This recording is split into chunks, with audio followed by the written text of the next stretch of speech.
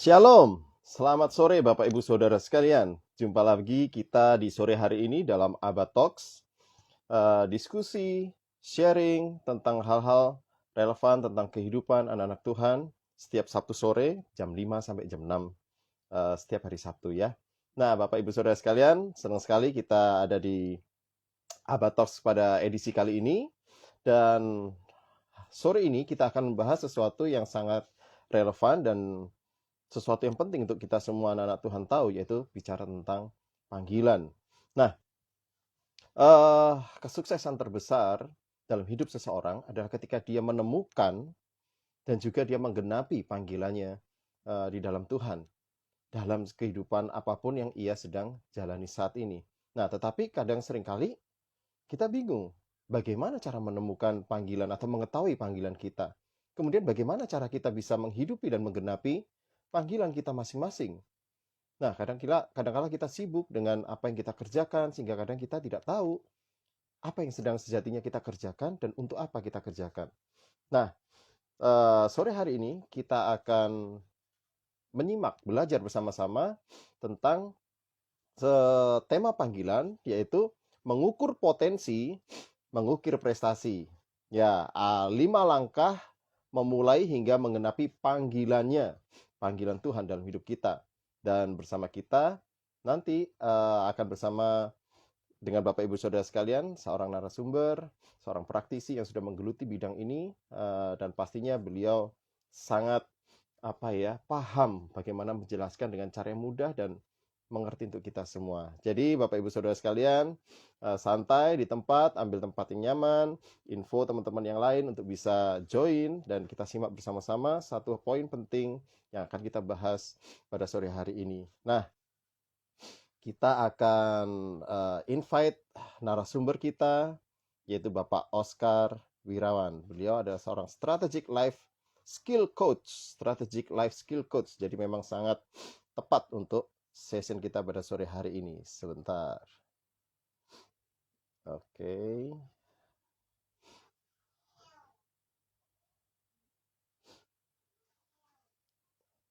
Tampaknya belum. Sebentar. Ya.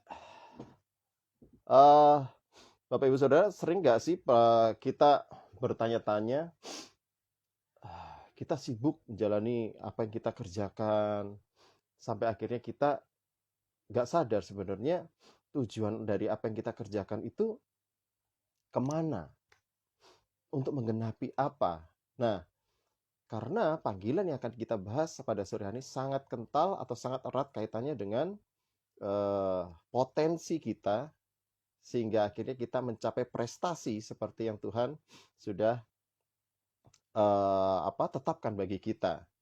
Nah, kadang-kadang tragedi terbesar adalah ketika seseorang mencapai garis finish pada lintasan yang salah, atau orang ada sebutkan katanya biasanya sudah mencapai puncak dari sebuah gunung, namun ternyata gunung yang salah. Jadi dia selama ini menjalani waktunya, mengerjakan segala sesuatunya untuk sesuatu yang tidak tepat. Nah, masalahnya kita tidak tahu apa yang tepat, apa yang tidak. Nah, makanya kita akan nanti diskusikan dan kita tanyakan bersama-sama kepada Bapak Oscar. Mari kita lihat, tadi beliau belum, sekarang apakah sudah join? Mari Oscar. Ya. Tampaknya beliau masih dalam perjalanan menuju ini kita. Ya. Baik.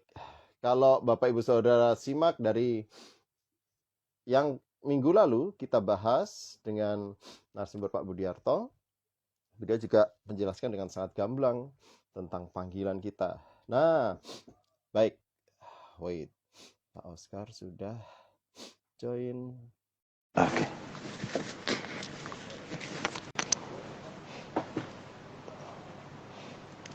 Sebentar, beliau akan bergabung. Ya. Hai. Halo. Halo Pak Oscar. Sorry. Saat Yes. ini Abba Talks-nya Saya biasa pakai yang gladi resik. Yes, it's okay, Pak. Finally kita ketemu. Ya, Bagaimana suara saya? Apakah saya dengar ada feedback suara saya, Pak. Boleh agak dibantu di setting, Pak? Mungkin volume atau apa? ya. Supaya teman-teman yang nyimak juga Bagaimana tidak. sekarang? Masih ada, cek, ya masih. Boleh di setting biasanya volume. Masih Pak. Halo, tes. Masih Pak. Masih ya. Iya, Pak. Bentar. Bapak Ibu Saudara sekalian? Ya. Iya, inilah live ya. Jadi memang on the spot. Kadang hal-hal teknis bisa terjadi. Masih, Pak? Masih ya? Yes. Baik. Nah, Bapak Ibu Saudara, mungkin sambil nunggu Pak Oscar sedang setting beberapa hal teknis, Bapak Ibu jikalau ada pertanyaan mengenai panggilan tentang ada pertanyaan-pertanyaan tentang passion, panggilan, terus kemudian masih bingung sebenarnya apa panggilan saya, tulis saja di komen, di post di komen, di kolom chat, kemudian nanti kita akan sampaikan dan kita akan bahas bersama-sama dengan Pak Oscar. Nah, beliau pasti akan menjawab dengan sangat gamblang, karena memang Pak Oscar adalah praktisi yang sudah menggeluti hal ini sudah cukup lama. Jadi banyak hal yang pasti Pak Oscar memiliki insight yang bisa membantu kita, menolong kita untuk mengetahui panggilan kita, dan kemudian kita bisa menggenapi panggilan kita. Apakah ini saya akan invite lagi ya. Semoga lancar.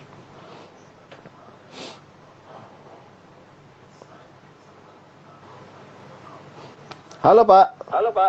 Ya, Pak Igo, bagaimana Yes. Pak? Ini masih agak kencang suara saya, Pak. Jadi Kak, Ya, coba saya. serasa bertiga.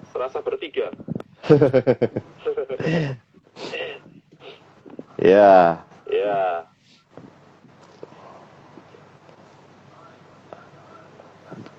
Tes, apakah masih? Oh. Suara Pak Oscar yang nggak ada, Pak, sekarang, Pak. Iya. Kalau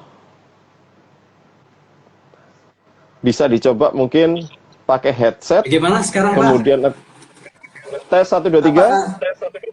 Tes, dengar suara saya? Iya, masih ada feedback. Tapi kecil, masih bisa. Suara Kecil Bapak. ya? Oke. Bisa, Pak.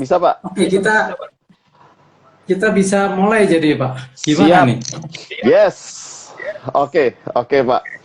Nah, Pak Oscar, Ya, tadi saya sebutkan ke teman-teman, ke pemirsa dari Abad Talks, Pak Oscar adalah seorang strategic life skill coach. Nah, kalau boleh ceritakan Pak Oscar profilnya seperti apa yang sedang Pak Oscar lakukan selama ini supaya kita bisa lebih tahu tentang Pak Oscar sebelum kita masuk dalam tema pembahasan nanti, Pak. ya, terima kasih Pak Enggof. Shalom, selamat sore. Salam sehat buat teman-teman semua. Ya, seperti tadi disebutkan Pak Enggof, saya adalah praktisi di bidang pengembangan diri, dan pada akhirnya saya memang memilih sebagai strategic life skill coach. Nah, itu nanti saya akan cerita, Pak, di urutan tentang positioning.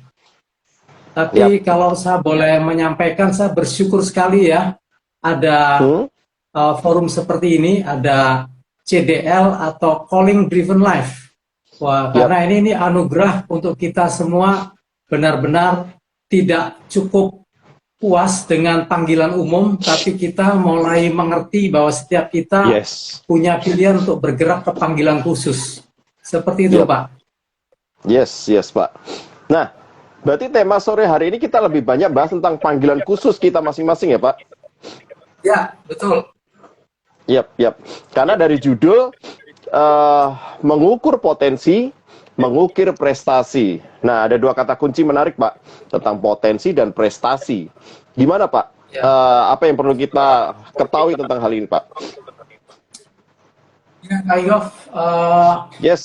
judul sore hari ini kita mengangkat topik mengukur potensi, mengukir prestasi. Ini berbicara pangkal dan ujung. Jadi pangkalnya itu potensi atau mulai startnya, ujungnya itu prestasi. Jadi ini satu hal yang terkait, potensi dan prestasi. Takaran prestasi pun tergantung juga bagaimana seseorang mengenali potensinya. Dan satu hal yang spesial atau spesifik malam hari ini, karena ini forumnya Calling Driven Life, potensi dan prestasi ini diarahkan untuk memulai hingga menggenapi panggilannya. Nah, ini yang beda Pak Inggop, dan inilah privilege atau satu keistimewaan yang dimiliki anak-anak Tuhan. Jadi kita tidak sekedar mengejar prestasi, tapi kita memastikan bahwa prestasi yang sedang kita gumulkan atau sedang kita jalani itu memang seharusnya sesuai atau connect dengan panggilannya. Karena kalau enggak, ini bisa mengalami tragedi seperti yang pernah disampaikan oleh Miles Monroe, itu seorang senior pastor di Kepulauan Bahama ya. Beliau menginspirasi banyak tentang visi gereja kerajaan. Beliau pernah mengatakan bahwa kegagalan terbesar adalah keberhasilan menyelesaikan tugas yang salah. Nah, inilah. Ini bisa kita cegah, Pak, kalau kita mengerti bahwa prestasi ini ujungnya panggilan. Seperti itu, Pak Inggop. Ya, berarti kalau kita hidup menggenapi panggilan Tuhan, berarti prestasi kita juga mestinya prestasi yang ukurannya di dalam Tuhan ya, Pak ya. Karena di dalam dunia kan banyak prestasi ya. Takutnya tadi seperti tadi Pak Oscar barusan sampaikan, menyelesaikan tugas, tapi tugas yang salah. Tragedi sekali itu ya, Pak ya. Nah, caranya gimana Pak? Kita bisa tahu potensi, terus kemudian sampai kita akhirnya endingnya mengukir prestasi dalam konteks kita menggenapi panggilan. Ya, Pak Inggop. Ya, seperti subjudul ya yang sudah saya sampaikan. Dan puji Tuhan saya dapat karunia memang kotak-atik strateginya dan kotak-atik langkah-langkah praktisnya. Dan ini semua anugerah karena menggunakan potensi. Saya sendiri merasa diberkati ya, diberi karunia mengajar dan akhirnya mengerucut menjadi seorang coach.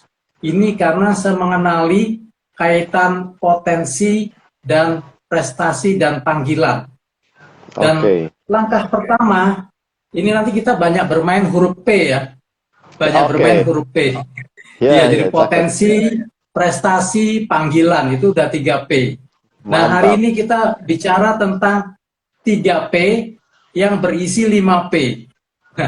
3P pertamanya itu mengenali. Jadi langkahnya dimulai dengan mengenali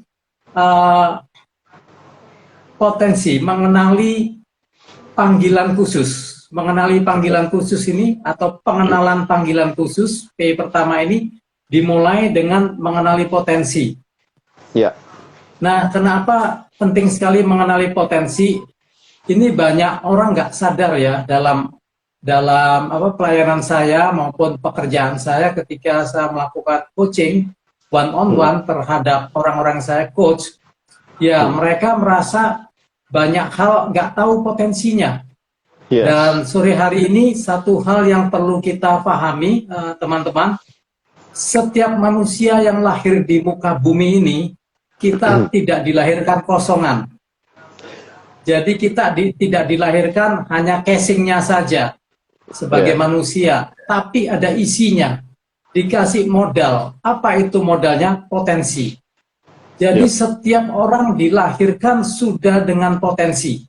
Nah, ini yang perlu kita sadari di langkah awal. Nah, dalam perkembangan berikutnya, memang ada tokoh-tokoh ya, terutama tokoh-tokoh psikolog yang menggali apa sih potensi manusia. Dan salah satu hal yang kita bisa kenali, bahwa minimal ada 8 multiple intelligence atau 8 kecerdasan multiple.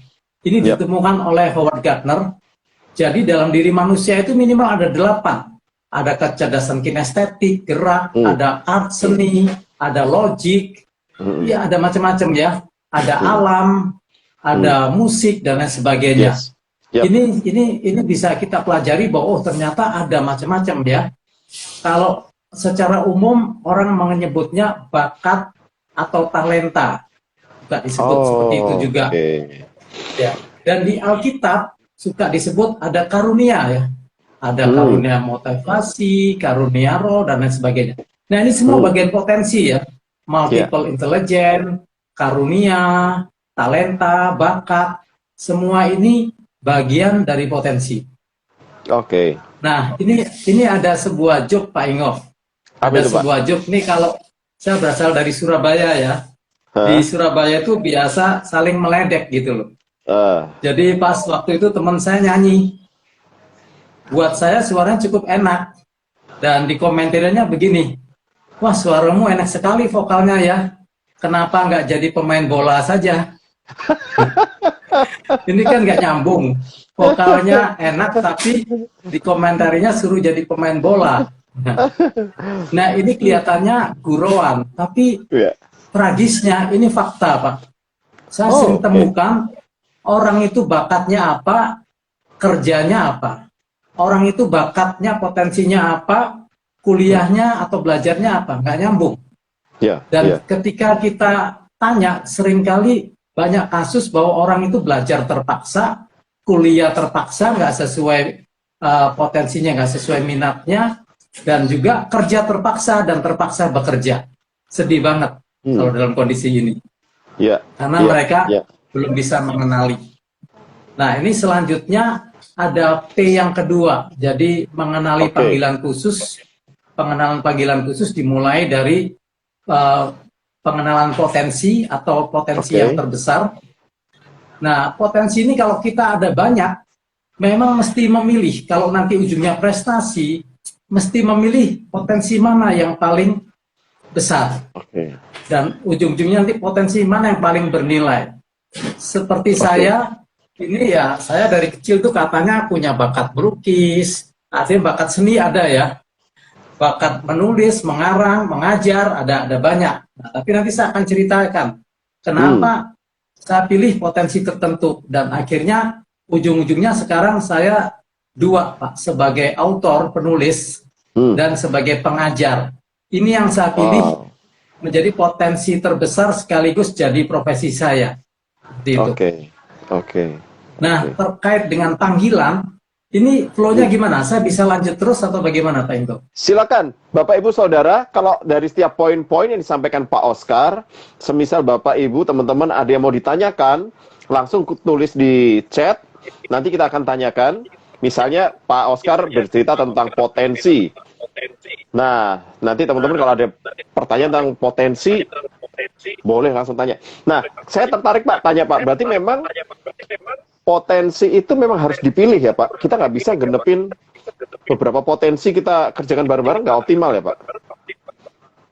Ya, jadi kalau ada sasaran yang mau dicapai, nanti mengarah ke prestasi dan panggilan, memang kita mesti pilih Pak. Harus pilih, dan faktanya Pak, kita ini bersaing Pak. Nanti kalau berprofesi kita bersaing. Jadi contohnya ya, zaman saya itu ada penyanyi jazz terkenal Pak. Namanya Michael Frank. Ini kalau anak-anak zaman sekarang pasti nggak tahu ya. Iya, saya lagunya yang tahu, terkenal Pak. itu Anthony Song. Nah, dia itu ternyata pemain bola Pak, klub. Ikut klub di Amerika sana. Jadi seseorang kalau sudah sampai ikut klub nasional lagi, pasti punya bakat. Pasti punya bakat. Tapi dia juga punya suara khas, suara bossa nova begitu ya. Dan ternyata suaranya dia itu unik dan tidak banyak yang nyanyi, sehingga itu menjadi value termahalnya dia. Akhirnya ketika dia putuskan beralih profesi dari pemain bola ke penyanyi, dan ternyata suksesnya mendunia. Kalau pemain bola, mungkin dia masuk Liga Nasional tapi nggak kepilih ke klub-klub unggulan, gitu Pak. Iya, Iya, betul. Ya begitu Pak. Iya, menarik Oke. Pak, menarik. Nah, kayak langkah kedua tadi Pak, apa Pak? Berarti kayak yang pertama kita mengenali potensi terbesar kita. Masuk ke langkah kedua, Ya. apa yang perlu kita ketahui Pak? Yang kedua, mengenali passion atau pengharapan tertinggi. Pengharapan Passion. tertinggi, baik. Ya, passion itu banyak yang menerjemahkan ya. Kemarin Pak Budiarto menerjemahkan bagus ya, pain atau kesakitan. Ya, jadi saya dapatnya memang Tuhan taruh, bukan sekedar minat ya. Kalau di istilah sekuler, passion ini seringkali dibilang keinginan, hasrat, atau minat. Tapi kalau di contoh-contoh Alkitab, ini passion itu lebih dari itu. Pain, jadi sebuah tangisan, sebuah kerinduan, sebuah pergumulan dalam hati, di mana kita terpanggil untuk menjadi orang yang diutus. Nah, contohnya kita pasti kenal Bunda Teresa ya. Mother Teresa, yes. Ya, Mother Teresa atau Bunda Teresa itu dia potensinya mengajar Pak, dan dia jadi dosen di biara. Dan termasuk oke. Tapi waktu dia ikut retret tahunan, naik kereta di Kalkuta, tiba-tiba ada suara di situ. Aku panggil kamu untuk melayani yang termiskin di antara termiskin. Itu berasa sekali, dirasakan, sehingga dia minta izin Pak. Minta izin ke Vatikan, ke ordonya dia, biara ordo itu organisasi biarawati itu, bahwa dia mau melayani orang-orang termiskin di antara termiskin di Kalkuta, India. Nah, singkat cerita, ya dia ada di situ. Nah, itulah passion. Musa sendiri juga punya panggilan bahwa dia tergerak hatinya untuk membawa bangsa Israel bebas dari perbudakan Mesir. Sampai Musa pernah dalam satu ayat tulis, Tuhan coret namaku nih kalau bangsa Israel nggak diselamatin. Seperti itu. Ya. Paulus punya banyak potensi. Dia itu ya ahli Taurat ya, dia mengenal dalam pendidikan Yahudi, dia tinggi, orang smart. Tapi satu waktu dia menyatakan, terkutuklah aku jika aku tidak memberitakan Injil. Nah, ini passion Pak. Passion itu satu kerinduan, keinginan yang besar sekali sehingga kita ingin menggenapinya dan tidak akan mundur. Kalau Pak Budiarto bilang seolah-olah kita naik mobil tanpa gigi mundur, hanya maju ke depan. Gaspol terus. Beberapa misionaris melakukan konsep membakar jembatan. Dia berangkat ke ladang misi di Papua seperti Jim Yos supaya nggak pengen pulang Pak. Seluruh tiket, paspor kadang-kadang dibakar sehingga dia nggak kepikiran pulang. Nah, seperti itu. Itulah passion, Pak. Orang kalau punya passion ini, Pak, katanya Smith Wigglesworth, kalau bangun lompat, Pak. Tiap hari bangun melompat, bergairah untuk I do something today. Hari ini aku akan melakukan sesuatu untuk passionku. Aku melakukannya untuk passionku. Dan beberapa orang kenal passion ini mengatakan, ketika kita ketemu bakat kita dan kita ngerjakan dengan passion, kita seolah-olah tidak bekerja. Kita sedang bersenang-senang melakukan hobi kita. Kurang lebih itu, Pak. Pak Oscar, saya mau tanya, Pak. Kalau potensi semua orang punya, Pak. Tadi ya kita bahas. Apakah setiap orang punya passion, Pak? Setiap orang ada passion, Pak. Jadi setiap orang di dunia ini ada misi khusus. Saya percaya Tuhan punya misi khusus. Nah, passion ini berkaitan dengan misi sebenarnya, Pak. Ada orang-orang tertentu kalau lihat gelandangan, dia tergerak hatinya. Ada yang kalau melihat orang dianiaya, dia tergerak hatinya. Nah, macam-macam. Itulah yang saya silakan hati Tuhan yang dititipkan ke kita, Pak. Hati Tuhan yang dititipkan ke kita. Kalau Yesus itu ditulis bahwa ketika Yesus melihat orang banyak, tergeraklah hatinya oleh belas kasihan. Compassion bahasa Inggrisnya. Nah, kalau di sekuler, Pak, passion ini mungkin takarannya dalam bentuk kesukaan atau minat. Oke. Ya, jadi orang itu minat biasa kaitan dengan passion potensinya, Pak. Contohnya ini teman-teman saya di Perumahan Harapan Indah nih, Pak. Yang hobi bulu tangkis, Pak. Memang jago bulu tangkis, Pak. Dia kalau nggak jago bulu tangkis, dia nggak hobi, Pak. Karena dia bisa, jadi dia main, Pak. Saya nggak hobi, Pak. Karena kalau mukul meleset terus, Pak. Malu-maluin. Nah, jadi saya nggak minat jadinya. Iya. Tapi kalau berenang saya minat, Pak. Nah, konteks skala kecilnya passion itu kesukaan, Pak. Dan Alkitab ada mencatat ini, Pak. Di 2 Samuel 23 ayat 5. Ayatnya begini, Pak. Bukankah seperti itu keluargaku di hadapan Allah?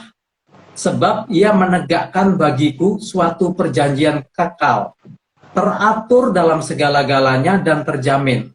Sebab segala keselamatanku dan segala kesukaanku, bukankah dia yang menumbuhkannya? Nah, jadi Tuhan memberi kesukaan, memberi minat. Itu skala kecil dari passion. Baik.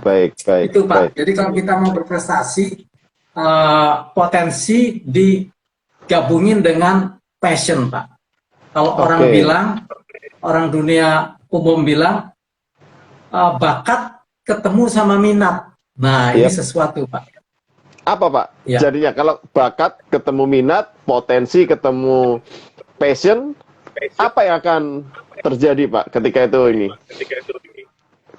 Itu tadi, Pak, karena dia sudah punya potensinya dan dia suka melakukannya, dan akhirnya dia menjadi something spesial.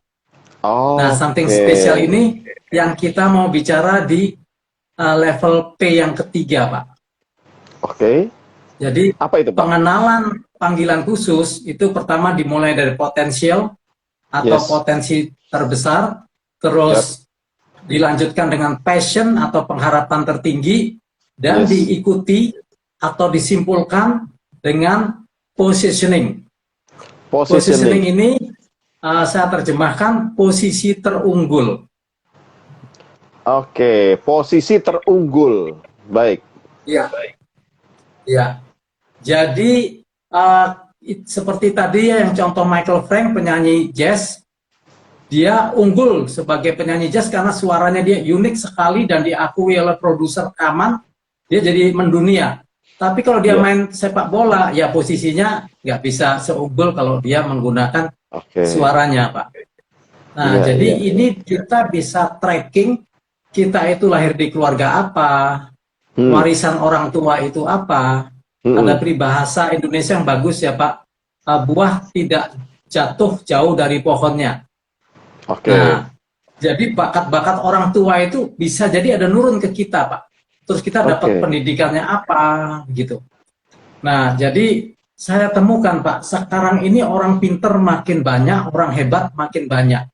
Karena itu kita mesti tahu posisi terunggul atau positioning kita. Kalau enggak, Pak, kita akan sulit bersaing dan akhirnya sulit hidup. Waktu kita sharing-sharing ini persiapan, saya pernah bilang ke Pak Inggof ya, kalau zaman dahulu yang punah itu dinosaurus. Hari ini dan masa depan yang punah orang biasa, Pak. Maksudnya orang biasa itu seperti apa, Pak? Ya, sekarang ini di sekolah, zamannya anak saya, Pak, dia dapat angka 90, saya puji, dia katanya biasa aja. Kenapa? Hampir seluruh kelas nilainya 90, Pak. Kenapa? Karena orang tuanya ngelesin semua, anaknya les semua, Pak. Jadi jago-jago semua. Sekarang profesor juga makin banyak, IPK tinggi. Saya itu waktu kerja di kantor ya, perusahaan saya itu dulu karyawannya 25.000 orang, Pak. Wow. Kalau buka lowongan, Pak, itu 1 karung, Pak, surat lamarannya, Pak. 1 karung itu, Pak, yang pertama dilihat universitasnya, Pak. Kalau universitasnya terdengar, belum diakui, Pak, itu langsung dibuang, Pak. Nggak pakai dibaca loh, Pak, namanya, Pak. Buang. Setelah itu, hanya universitas unggulan yang ada di meja. Setelah universitas unggulan, dilihat IPK-nya, Pak, indeks prestasinya, Pak. Baik. Yang 3 koma ke atas masuk, yang di bawah 3 koma, Pak, masuk tong sampah, Pak. Belum dilihat lain-lain, Pak. Cuma dilihat itu. Sedih nggak, Oke. Pak? Fakta, Pak. Kita nggak bisa jadi orang biasa. Nah, karena itu kita harus unggul. Nah, istilah saya, kita harus menjadi MVP, Most Valuable Person. Oke. Dulu kalau Michael Jordan pemain basket kan namanya MVP, the Most Valuable player. Nah, ini Most Valuable Person, Pak. Cakep, cakep. Nah, ini saya juga terinspirasi dengan konsep ini. Saya sedang menyiapkan buku, Pak. Judulnya Only You Can Do It. No one can do like you do. Jadi di dunia ini, Pak, dengan keunikan kita, harusnya cuman ada kita yang bisa melakukannya. Tanpa kita, kita tidak tergantikan. Pak Inggoff dengan masterpiece-nya, Pak. Bapak unik, Pak. Ada banyak penerbit, ada banyak editor, tapi yang persis kayak Bapak tentu nggak ada ya, Pak. Iya. Tentu Pak Inggoff cuma satu-satunya ya, Pak. Berarti setiap orang punya sisi uniknya ya, yang dia mesti tahu dan dia bisa expose ya. Ya.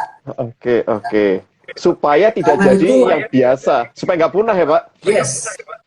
Kita bisa membuat moto, Pak. Membuat moto. Apa Nah, itu? ini saya sedikit sharing ya, Pak, tentang moto saya sebagai penulis atau editor buku.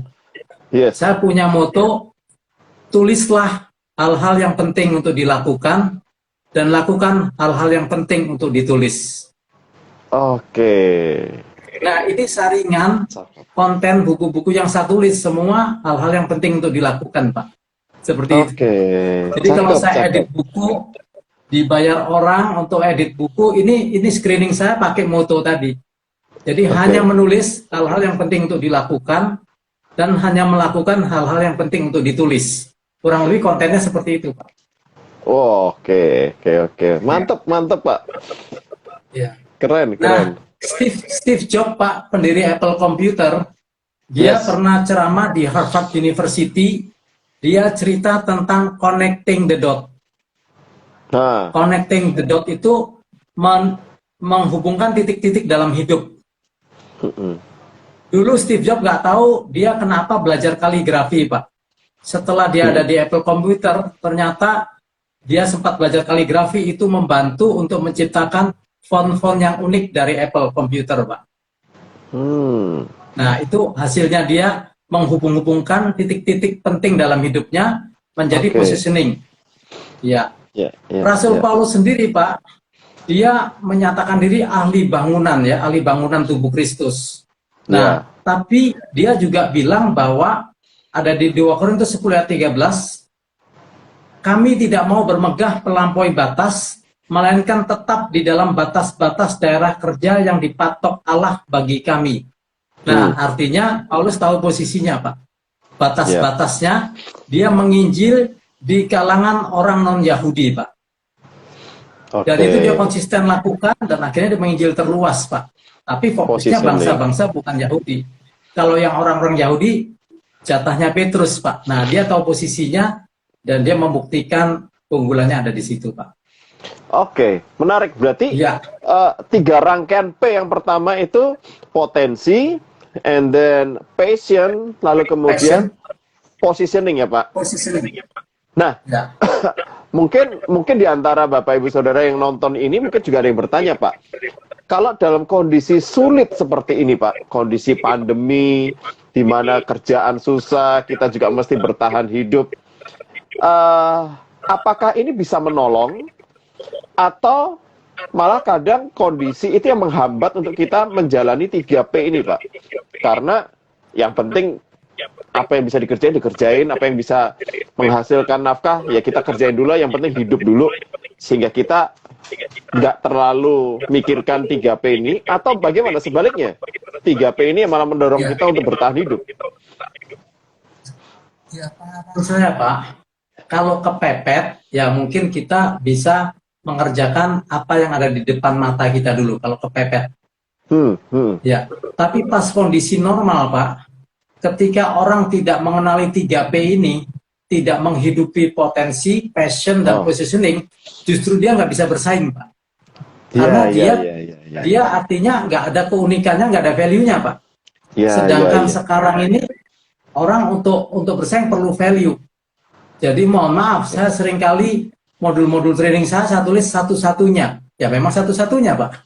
Iya, betul, Satu-satunya betul. dengan konsep. Ya contohnya ini, saya nanti menjual tentang 5P ini belum ada, Pak. Saya nggak pernah lihat dilakukan oleh yang lain-lain. Nah, jadi Oke. kita mesti tahu keunikan satu-satunya. Misalnya ada banyak agen properti, tapi agen properti dengan konsep 3P saya ini begini. Nah, itu membuat kita bisa punya nilai jual, Pak, justru. Tanpa itu, Oke. kita sulit loh, Pak, untuk dipilih, Pak. Ya, Keunikannya ya, ya, apa? Nah, ya, itu betul, kalau nggak betul, ada betul, betul. keunikannya, nggak ada potensinya, keunggulannya, waduh sulit, Pak. Justru nggak bisa bertahan. Yes, Jadi kalau nyimpang-nyimpang dikit, oke lah untuk kepepet darurat. iya, Tapi kalau darurat, kita nggak darurat. membereskan 3P ini, Pak, nggak membereskan 3P, kita masalah, Pak. Nggak bisa Betul. bersaing. Saya Betul, alami betul. sendiri, Pak. Kalau saya nggak Yes. punya framework, saya nggak punya strateginya, saya nggak punya apa-apanya, selesai saya. Nah, karena itu ada banyak coach, tapi saya ambil positioning saya khusus strategic coach. Nah, Oke. strategic coach ini dengan masa pandemi ini saya memang nggak satu, Pak. Jadi saya ada 3. Satu strategic leadership coach, ini bicara Oke. kepemimpinan. Ya. Yang kedua, strategic entrepreneurship coach. Yang ketiga, strategic life skill coach. Ya, jadi kalau teman-teman yang sudah pernah ikut komunitas entrepreneurship bersama saya, tahunya saya strategic entrepreneurship coach, Pak. Ya, karena selama pandemi yang hidup itu, Pak. Tapi Iya. semua konteks ini dalam bungkusan 3P tadi, Pak, ada di situ, Pak. Iya, iya, iya, menarik. Karena memang sasaran kita adalah mengukir prestasi ya, Pak, menjadi yang terbaik di bidangnya. Bukan hanya sekedar hidup ya. Seperti yang Pak Oscar bilang, kalau hanya biasa-biasa saja, kita kayak dinosaurus ya, Pak. Saya ini sebagai pekerja mandiri, Pak, sebagai coach, kalau saya nggak punya positioning yang unggul, Pak, orang nggak ada yang mau pakai saya, Pak. Ya, Kalau saya nggak bisa merumuskan apa keunggulan, justru nggak bisa dapat job, nggak bisa dapat order, Pak. ya, Tapi ya, dengan ya. ini, ya bantu kita bisa ada nilai jual. Bahkan entrepreneurship itu intinya kita menciptakan nilai manfaat atau nilai solusi dari profesi kita, Pak. Baik, Seperti itu. baik. Ini apapun profesi kita relevan ya, Pak? Buat Bapak Ibu Saudara yang semua nonton ini, apakah dia dalam wirausaha, terus kemudian bekerja ataupun apapun, 3P ini sangat relevan ya untuk kita bisa menjadi pribadi yang unik dan menonjol. Baik, oke, sip. Oke. Pak Oscar ada pertanyaan, Pak. Boleh saya bacakan, Pak? Ya, silakan. Oke, bagaimana kita bisa yakin dengan panggilan yang unik?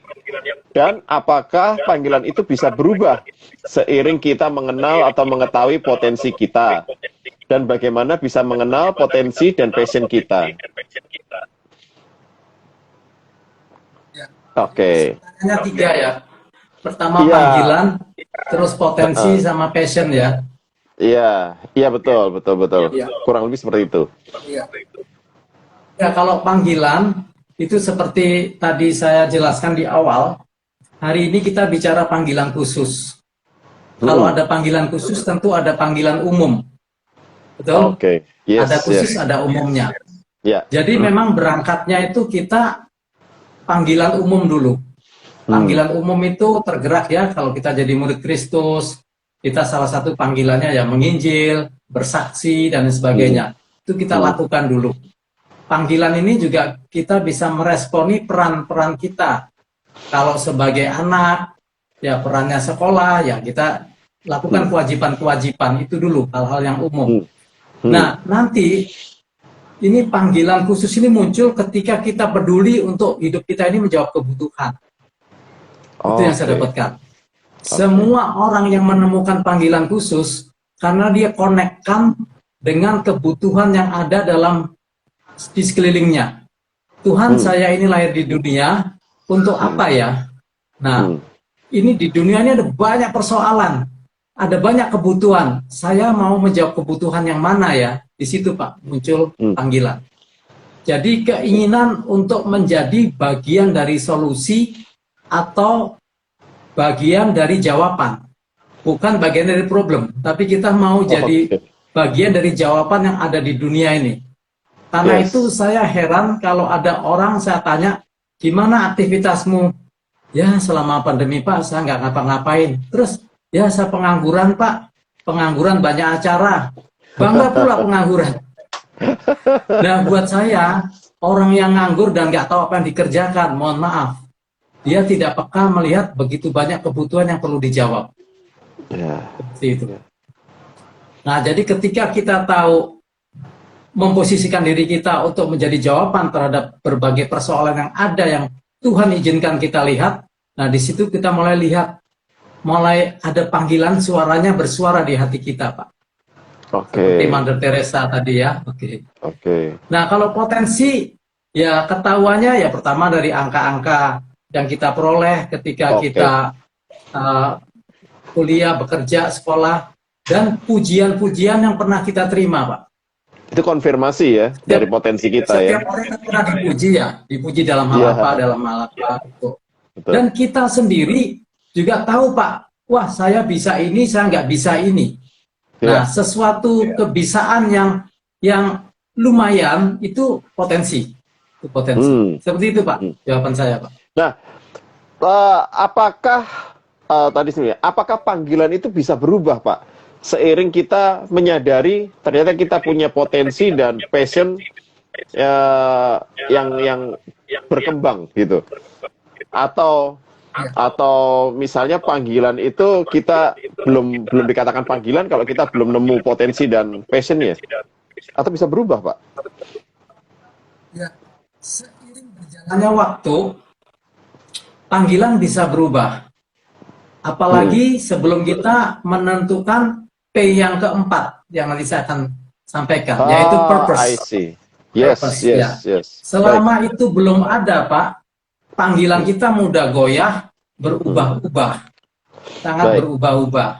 Tapi saya lihat setiap orang yang sudah punya P yang keempat, yaitu purpose atau panggilan terbesar, panggilan khusus terbesar, ini dia udah tangkap banget.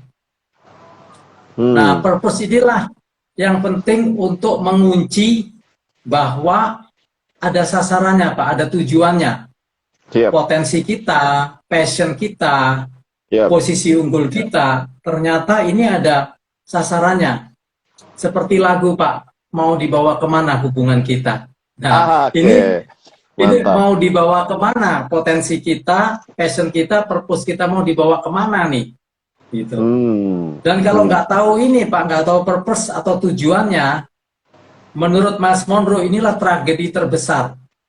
Tragedi terbesar bukanlah kematian, tapi kehidupan tanpa tujuan.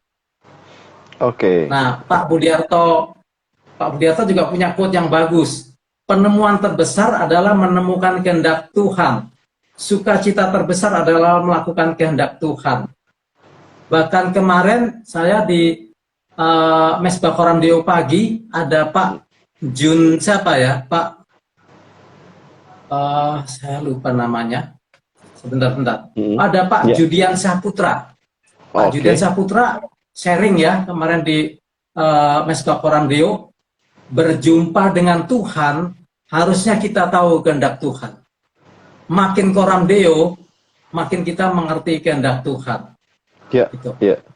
Nah, jadi untuk membantu purpose-nya ini, Pak, kita di Abalov pernah diajar tentang 7 gunung ya, tentang 7 gunung.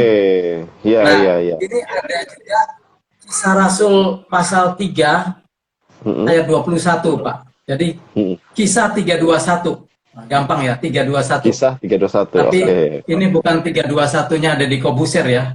321 close the door. Nah, bukan ini. Ini Kisah Rasul 3 ayat 21. Ayat ini mengatakan begini, Pak. Yesus ini, Kristus ini harus tinggal di surga sampai terjadi pemulihan segala sesuatu.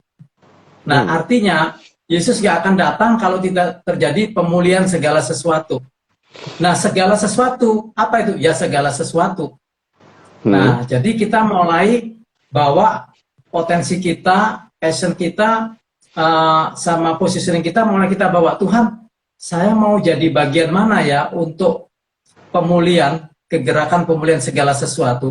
Apakah di domain marketplace, apakah di domain pelayanan gereja, apakah di domain pendidikan, apakah di domain media. Nah, kita mesti tahu itu. Kalau enggak, kita jadi penonton, penggembira saja.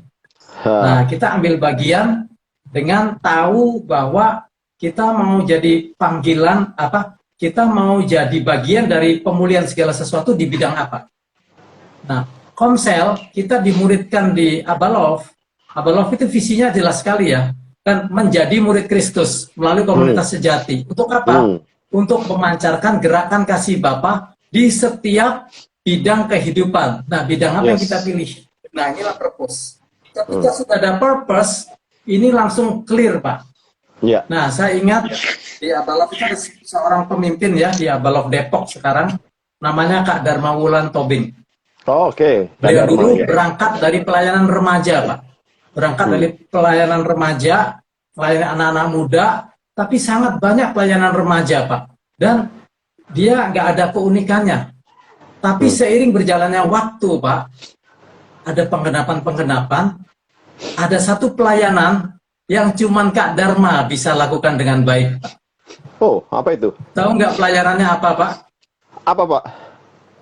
Pelayanannya melayani orang gila di rumah sakit jiwa Grogol, Sumber Grogol. Nah, itu Pak, Kak Dharma Wulan ini bukan dokter, bukan psikiater, nggak ada latar belakang dokter medis maupun dokter jiwa, nggak ada latar belakang itu, Pak. Dia dipakai Tuhan melayani orang gila dengan sesuatu yang unik, yaitu dia ngelatih pasien-pasien rumah sakit jiwa itu suruh ngapalin ayat, Pak. Strateginya itu, dan dia doain. Dan terbukti, Pak, sudah ada pasien sembuhnya, Pak. Dan sejak itu, Kak Dharma melayani di situ, Pak, sampai sekarang. Pelayanan khususnya, panggilan uniknya, melayani orang-orang gila dan orang-orang depresi, dan beliau membuat satu pelayanan namanya Rapa House, rumah penyembuhan. Ini diambil dari Jehovah Rafa, Allah penyembuh. Ya, seperti itu.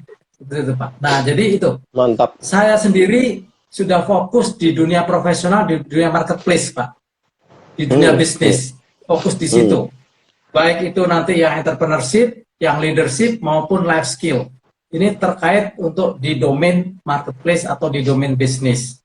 Dan ketika kita sudah tahu purpose-nya, seperti Paulus ya, kita nggak meluas ke patok yang lain-lain, karena kalau kita meluas, nanti kita akan jadi orang biasa, nggak jelas, nggak tajam.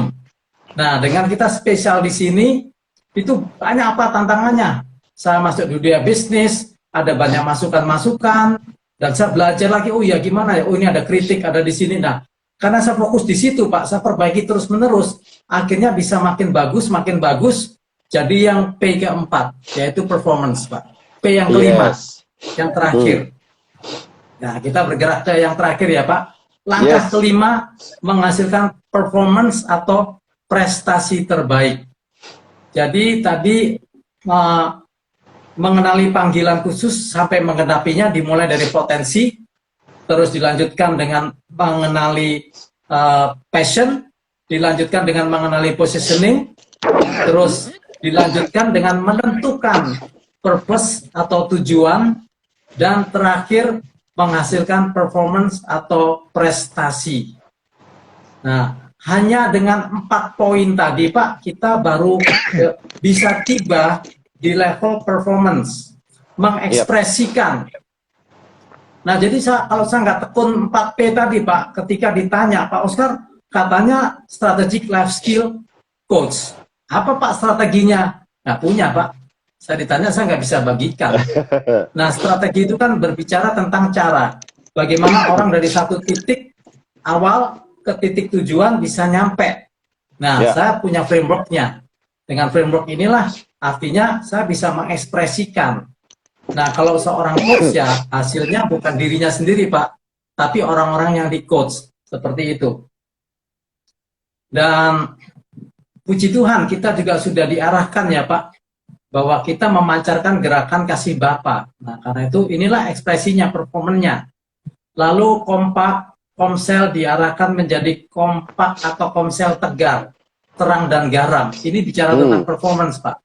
Yap. Nah, jadi kembali ke quote awal tadi ya, kegagalan terbesar adalah keberhasilan menyelesaikan tugas yang salah.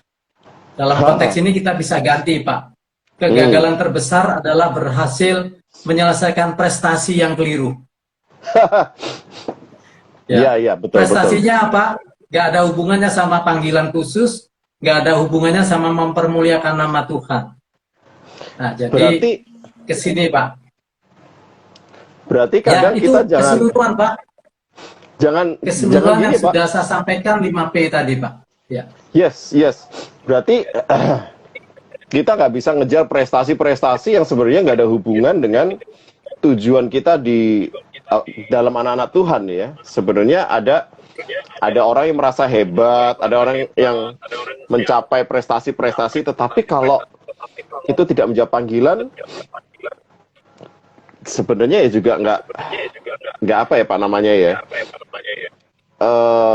Ya kegagalan terbesar yang Pak Oscar tadi bilang ya. Ya, jadi ada istilah Pak tentang performance ini. Ini kalau dijadikan tujuan akhirnya ada satu pemikiran yang mengatakan tentang finishing well, menyelesaikan dengan baik. Itu pandangan umum ya Pak. Tapi ketika saya semakin tahu bahwa prestasi kita harus terkait dengan panggilan, sebenarnya pemikiran kita bukan finishing well, Pak, tapi finishing right.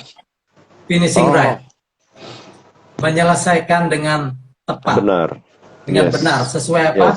Sesuai panggilan kita. Sesuai kenapa Tuhan tebus kita. Dan ini diberi contoh oleh Tuhan Yesus, Pak.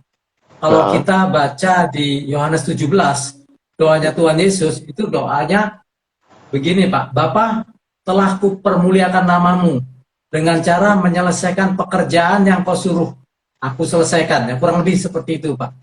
Jadi kita itu kita sering dengar, aduh kita hidup mempermuliakan nama Tuhan, mempermuliakan nama Tuhan. Tapi di level performance, mempermuliakan nama Tuhan itu menyelesaikan pekerjaan yang disuruh Tuhan untuk kita Pak. Gitu. Nah, Rasul Paulus menuliskan di surat Filipi ya, aku telah mencapai garis akhir, aku telah menyelesaikan, memenangkan pertandingan iman. Nah, saya sering iseng-iseng Pak kalau di ibadah penghiburan ya, kan ayat ini suka ditulis Pak kalau ucapan duka cita itu suka ditulis ayat ini, aku telah menyelesaikan pertandingan, aku telah mencapai garis akhir. Ketika saya tanya keluarganya, Bapak Ibu, ini almarhum ini apa ya garis akhir yang sudah diselesaikan? Pertandingan iman apa yang beliau sudah selesai? Wah, saya nggak tahu Pak. Oh, ayat ini gimana? Ya pokoknya saya pasang ayat ini keren Pak. Ayat ini kalau dipasang di tempat ucapan duka cita keren. Nah, seharusnya kita bisa itu bukan sekedar tempelan, tapi kita bisa langsung ya. Kita bisa langsung spesifikkan kita dipanggil untuk apa, sehingga kalau kita nanti menghadap tahta pengadilan Kristus, kita ditanya, ada yang sudah kita selesaikan, Pak. Kita bisa mengucapkan apa yang diucapkan oleh Tuhan Yesus, sudah selesai. Gitu. Sudah selesai. Nah, kalau kita nggak tahu performan ini, penggenapan panggilan khusus, akhirnya nanti kita hidup, ya selesai nyawa kita aja, Pak. Tapi kita nggak tahu apa yang kita selesaikan di bumi ini. Ya, itu mungkin Pak 5P yang bisa saya sampaikan. Pak Oscar, ini ada yang bertanya Pak, manusia menilai prestasi dari keunggulan juara, menilai prestasi dari keunggulan atau juara, misalnya juara dunia, dapat medali emas dan lain-lain. Apakah Tuhan menilai prestasi seperti manusia menilai prestasi? Lalu apa sebenarnya indikator Tuhan tentang prestasi, Pak? pertanyaan ini sebenarnya sudah terjawab ketika tadi saya menjelaskan Hmm. bahwa harus ada yang kita selesaikan, harus ada garis akhir yang kita garis finish ya Pak. Itulah Ya. pengertian prestasi yang saya tangkap di menurut Tuhan ya. Karena Yesus sendiri dia datang ke dunia ada misinya Pak, purpose-nya ada misi. Dan Oke. ya gampang aja sih Pak, kalau kita disuruh nggak selesai itu nggak prestasi buat saya. Yesus disuruh datang ke dunia tujuannya cuma satu Pak, berkorban untuk keselamatan seisi dunia. Dan ketika itu dilakukan, itulah sukses, itulah prestasi versi kerajaan Allah. Oke. Demikian juga Paulus. Paulus dipanggil untuk menjadi penginjil kepada bangsa-bangsa non-Yahudi. Ketika dia selesai semua, Pak, batas patok-patok areanya, Pak, sudah selesai semua. Karena waktu itu belum ada peta dunia kali, Pak, zaman Paulus. Jadi dunia itu ya area itu. Area itu ujung buminya udah diselesaikan Paulus, selesai. Karena itu dia di surat Filipi dia bilang, aku telah menyelesaikan. Jadi prestasinya itu menyelesaikan apa yang disuruh Tuhan, Pak. Definisinya itu aja. Berarti ya Pak, kita susah menentukan kita sudah mengukir prestasi atau belum kalau kita nggak tahu Tuhan suruh apa kita. Itu ya, berkaitan erat dengan itu ya. Iya. Karena akhirnya kita mengerjakan sesuatu yang tidak menjawab pertanyaan, tidak menjawab perintah dari Tuhan sebenarnya. Yes. Blok KTC ini visinya rumah solusi, Pak. Oke, betul Kalau sekali. rumah solusi ini tidak terjadi, nubuatan Yesaya 2 ayat 2 nggak terjadi, ya belum performan, Pak, belum prestasi, Pak. Oke. Tapi kalau terjadi prestasi, kalau tidak terjadi gagal prestasi, Pak. Oke. Ya, berarti seperti memang itu, Pak. Tugas kita semua untuk memang kita harus tahu apa yang Tuhan taruh pada kita. Nah, sebenarnya kalau boleh mengulang ya Pak, dari 5P, berarti kita mesti tahu yang pertama kita harus tahu potensi kita atau potensi terbesar kita. Yang kedua, kita harus mengenali passion kita atau pengharapan tertinggi kita. Hasrat terkuat dari diri kita ya. Lalu langkah ketiga, kita mengenali positioning, posisi terunggul, di mana kita bisa paling, kalau saya artikan, posisi mana di mana kita paling berdampak ya. Yes. Dan unik, tidak ada saingannya, Pak. Betul. Yang unik, yang tidak ada saingannya seperti kita. Yang keempat, kemudian kita menentukan purpose, tujuan dari panggilan terbesar hidup kita. Masing-masing orang beda pasti ya Pak, purpose-nya, atau sama Pak? Ya, dikaitkan dengan domain ya, dikaitkan dengan Kisah Rasul 3 ayat 21 tadi. Jadi kan ini segala sesuatu harus dipulihkan. Dan Yesus memulihkannya pakai kita, tubuh Kristus. Nah, kita di domain mana? Itu Pak. Domainnya dulu udah panggilan khusus itu Pak, udah ketemu domain. Yes, berarti kita punya bagian di tempat kita masing-masing ya. Marketplace, di pendidikan, di media, di keluarga. Nah, itu yang keempat. Kita harus tahu tentang purpose, dan yang terakhir, kita menghasilkan performance. Sampai sini kita mengukir prestasi ya Pak ya? Ya. Dan ini Pak, kita bersyukur ya Pak, kita berada di naungan gereja yang punya visi. Dan gereja Abalov KTC JGC ini kan visinya jelas ya Pak, menjadi rumah solusi. Jadi rumah solusi. Nah, rumah solusi ini kita bisa bawa ke masing-masing kita.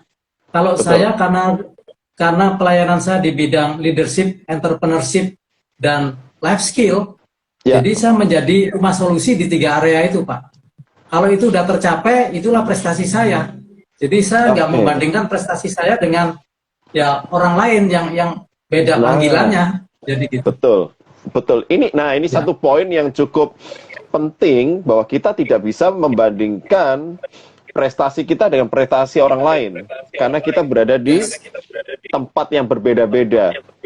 Ya bisa ya Pak ya. Betul. Nah, seringkali banding-bandingin itu yang jadi masalah, yang tidak perlu-perlu ya Pak, akhirnya mengejar sesuatu yang bukan bagian dari kita. Yes. Oke, Pak Oscar, kita sederhananya Pak, saya sedikit bersaksi ya Pak. Iya, silakan Pak. Dengan waktu yang saya miliki, dengan usia saya sekarang, saya ini sudah ada di fase finishing rate, harus ada di situ, Pak. Oke. Jadi performance ini sudah menjadi tahap akhir dari saya. Jadi saya sudah harus jelas. Nah, karena itu solusi yang saya berikan memang nanti berupa, karena saya kan pelatih, pengajar, tapi bisa nulis ya Pak. Nah, jadi kalau nanti 3 bidang itu, strategic leadership, strategic entrepreneurship, strategic life skill, sudah saya selesaikan bukunya, buat saya itu udah selesai Pak. Prestasi saya sampai di situ. Seperti itu Pak. Keren. Frameworknya udah ada, itu yang saya wariskan, dan itulah warisan yang saya dapat dari karunia Tuhan, dan itu udah selesai, sampai di situ cukup Pak. Bukan yang lain-lain, bukan sampai bagaimana-bagaimana, ya udah di situ aja cukup. Itu yang saya kenali. Mantap. Saya jadi ingat satu istilah di kalangan anak-anak muda sekarang, yaitu YOLO, Pak. YOLO itu you only live once. Kamu cuma hidup sekali. Tetapi kalau mereka, setahu saya ya, istilah YOLO itu dipakai untuk kita melakukan sesuatu yang ya lu hidup sekali, seneng-seneng lah, coba inilah. Tetapi sekarang saya bisa mengkaitkan dengan apa yang Pak Oscar sampaikan. Ketika YOLO, you only live once, kamu cuma hidup sekali. Jangan sampai kamu nggak nemu potensimu apa, nggak ngerti passionnya apa, positioningnya di mana, sehingga akhirnya kita mengakhiri hidup yang cuman sekali ini salah lagi. Waduh, cilaka ya Pak itu Pak ya. Oke Pak, kita ada satu lagi nih tentang Pak Inggof nih Pak. Apa itu Pak? Kan punya bisnis penerbitan namanya Masterpiece Pak. Yes. Itu Pak, itu clue loh Pak, itu clue jadi panggilan khusus Bapak apa yang harus dihasilkan sehingga selesai oleh Masterpiece Pak. Nah itu keren banget Pak. Yes.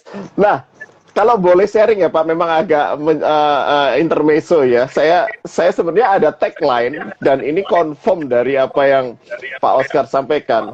Sebenarnya Masterpiece yang saya ini tuh bukan pakai A depannya Pak, pakainya U. Masterpiece. Positioning Pak.